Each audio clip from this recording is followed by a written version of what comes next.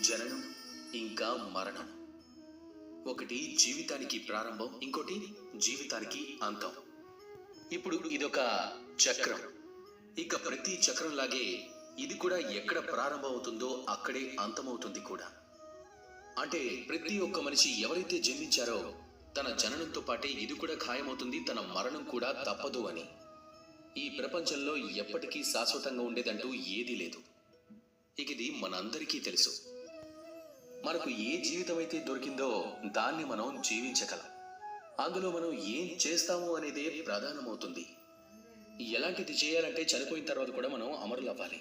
మన విజయాలు, మన పనులు ఈ ప్రపంచంలో ప్రేరణ కావాలి. ఒకవేళ మనం ప్రేరణ ఇవ్వలేకపోయినా ఈ సంతోషం మాత్రం ఉండి తీరాలి.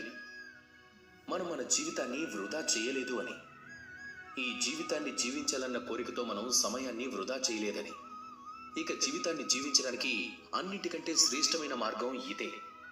మనం ఎప్పుడు మరణిస్తామో, మన మరణం ఎలా ఉంటుందో ఈ ఆలోచన మానేసి మనం వర్తమానంలో బతకాలి.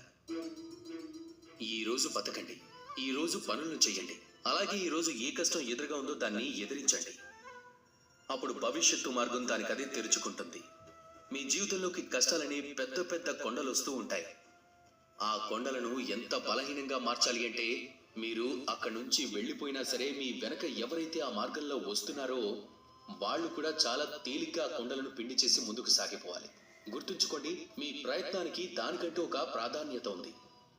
ఒకవేళ మీరు ఏదైనా కోట మీద జెండాను ఎగరవేయలేకపోయినా సరే మీ ప్రయత్నం యొక్క ప్రాధాన్యత ఎప్పటికీ తగ్గిపోదు. అందుకే ప్రయత్నం చేస్తూ ఉండండి. అలాగే నాతో పాటు ప్రేమగా చెప్పండి, రాధాకృష్ణ.